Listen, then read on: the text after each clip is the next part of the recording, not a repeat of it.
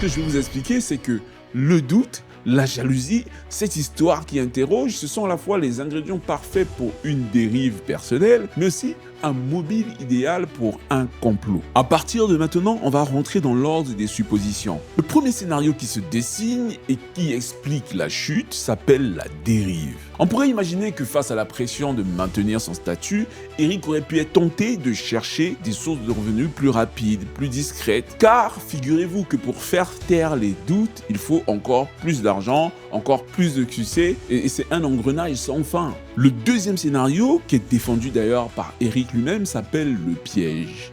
Et c'est un scénario dans lequel on pourrait imaginer que la jalousie aurait donné des idées à ses rivaux. Puisque personne n'ose l'attaquer de front, pourquoi ne pas créer une situation où il tomberait de lui-même? Une situation si accablante que sa popularité ne pourrait pas le sauver. À ce stade de l'histoire, comprenez-moi bien, les deux chemins sont encore plausibles, mais dans la suite, on découvrira peut-être que l'un des deux ne tient pas la route. En attendant, peu importe ce qui s'est passé, les deux scénarios vont tous converger vers un seul même lieu, un parking souterrain à Madrid.